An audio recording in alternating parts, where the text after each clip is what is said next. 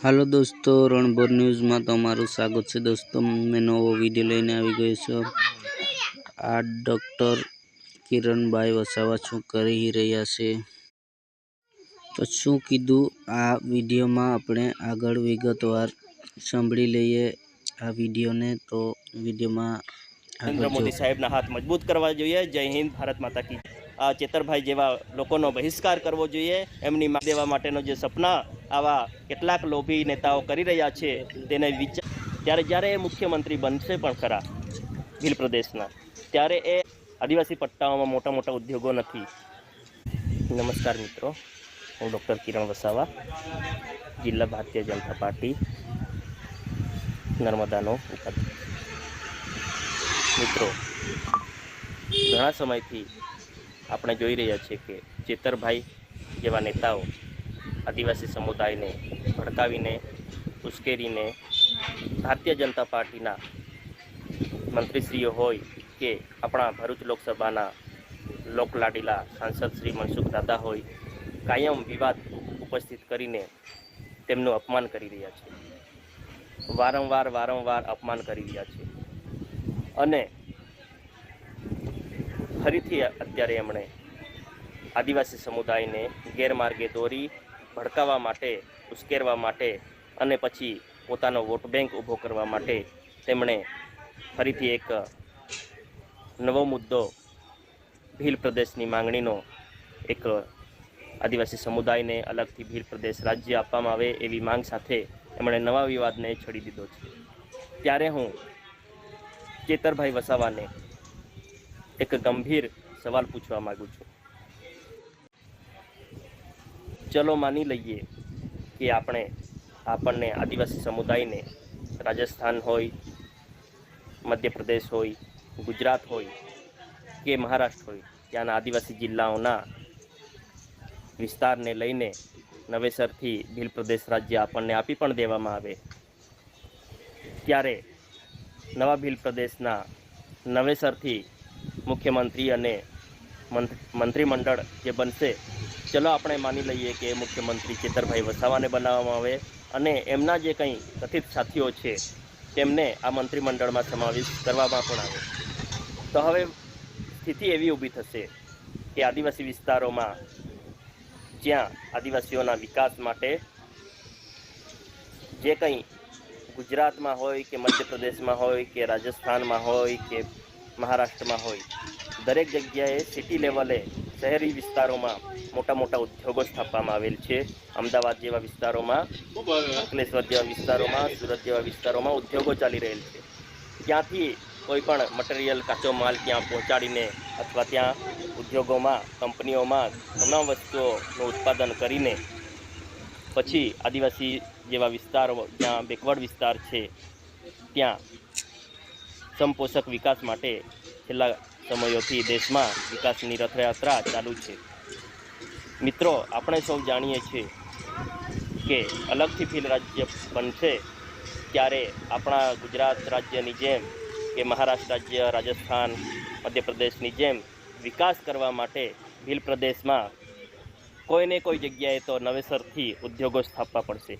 आदिवासी विस्तारों में मोटा उद्योगों छे नहीं, पट्टाओं में मोटा मोटा उद्योगों नहीं, त्यारे राज्यनी व्यवस्था चलाववा माटे, नवा उद्योगोनी स्थापना करवा माटे फरीथी ज्यां फक्त आदिवासीओ ज रहेशे, फक्त आदिवासीओनी जमीन रहेशे एवा विस्तारमां उद्योगों स्थापवा माटे फरीथी नवेसरथी खूब मोटी संख्यामां जमीनो हड़पी लेवामां आवशे।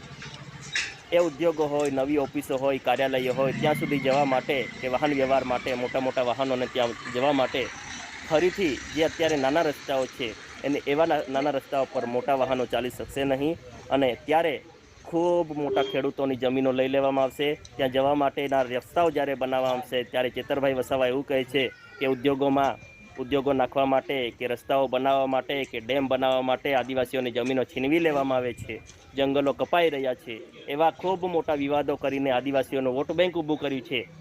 विवाद छेड़ी छेड़ीने आदिवासीओनो विकास थाय कही कहीने पोतानो व्यक्तिगत स्वार्थ जे साधी रह्या छे भील प्रदेशना, त्यारे ए आदिवासीओ जेमनी खूब नानी एटले के खूब नहीवत जमीनो अत्यारे आदिवासीओनो जई रही है અને સંપોષક વિકાસ માટે, દેશના વિકાસ માટે ખૂબ નાના પાયે આપણે બને ત્યાં સુધી જ્યાં રહેણાંક વિસ્તાર નથી, જ્યાં ખેતીલાયક જમીન નથી, એવા વિસ્તારોમાં ઉદ્યોગોની સ્થાપના કરીને પછી આપણા જે કંઈ ગરીબ વર્ગ છે, મધ્યમ વર્ગ છે, એનો વિકાસની રથયાત્રા ચાલુ છે.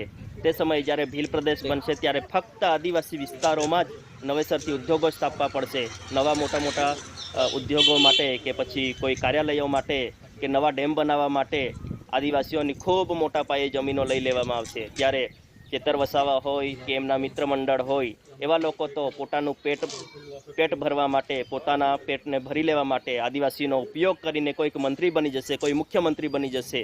પરંતુ જ્યારે આદિવાસી સમુદાય પાસેથી સંપૂર્ણ રીતે જમીનો છીનવાનું ચાલુ થઈ જશે, ઉદ્યોગો માટે જમીનો છીનવાઈ જશે, આદિવાસી પટ્ટાઓને જે નામથી અત્યારે આદિવાસીઓને ભડકાવીને એ કહે છે કે આદિવાસીઓને જમીનો લઈ લેવામાં આવે છે, એ જ કામ આદિવાસીઓની જમીનો લેવાનું અને અત્યારે જે નહિવત પ્રમાણમાં થાય છે એની જગ્યાએ ખૂબ મોટી સંખ્યામાં આદિવાસીઓની જમીન લઈ લેવાનું કામ આ ચેતરભાઈ વસાવાના મનમાં ષડયંત્ર બની રહ્યું છે. પોતાને વ્યક્તિગત મુખ્યમંત્રી બનવા માટે કે મોટા બનવાના જે કંઈ સપના બન્યા છે એના આધારે મોટા બનવા માટે આદિવાસી સમુદાયનો સર્વોચ્ચ નાશ કરી દેવાના પાયે એ જઈ રહ્યા છે.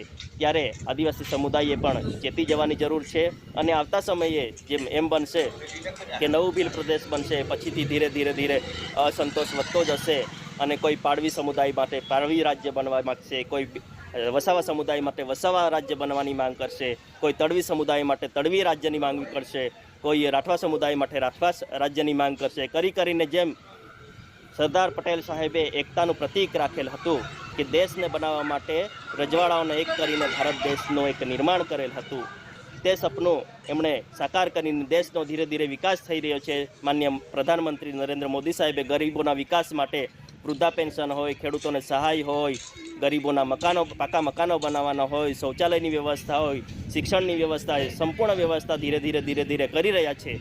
ત્યારે ચેતરભાઈ વસાવા પોતાના વ્યક્તિગત સ્વાર્થ માટે એ આખા દેશને તોડીને એક ફરીથી નવા રજવાડાઓની વ્યવસ્થા ઊભી કરશે. અને ચેતરભાઈ વસાવા એમ કહે છે કે કેવડિયાને આપણે ભીલ પ્રદેશનું એક મુખ્ય મથક બનાવીશું, રાજધાની બનાવીશું, પણ કેવડિયા એ સરદાર પટેલ સાહેબની પ્રતિમાનું એક પ્રતીક છે, જે સ્ટેચ્યુ ઓફ યુનિટી એટલે એકતાની જે પ્રતીક છે કે દેશના રજવાડાઓને જોડીને દેશ બનાવવા માટે જે એકતાનું પ્રતીક ઊભું કરેલ હતી, એ સ્ટેચ્યુ ઓફ યુનિટી વિસ્તારને, કેવડિયાને પોતાનું રાજ્ય તો બનાવી લેશે, રાજ્યનું રાજધાની બનાવી પણ લેશે, પરંતુ સરદાર સાહેબે જે એકતાનું સપનું જોયેલ હતું, દેશ અખંડિત રહે એ સપનું જોયેલ હતું, એની જગ્યાએ છિન્ન ભિન્ન થઈ જશે અને નાના રજવાડાઓથી પણ વધારે રાજ્યો બની જશે. અને તે સમયે દેશની બહારની જે કંઈ તાકાતો છે, ચીન હોય, પાકિસ્તાન હોય, જેવા રાજ્યો, જેવા દેશો બધા આપણા દેશમાં નાના રાજ્યો પર આક્રમણ કરીને પછીથી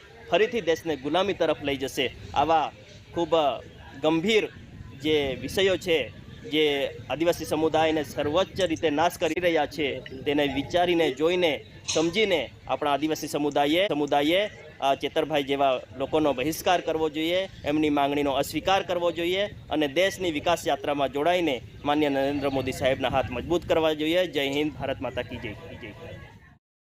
તો વિડીયો સાંભળી લીધો હોય તો કેવો લાગ્યો, શું વાત સમજ પડી તો કમેન્ટમાં કહેજો દોસ્તો. તો આ વિડીયોને આપણે અહીંયા પૂરું કરીએ. પાછા આવા નવા વિડીયો આપણે લેતા આવતા રહીશું. તો બસ આ વિડીયોને એટલું રાખીએ. બાય.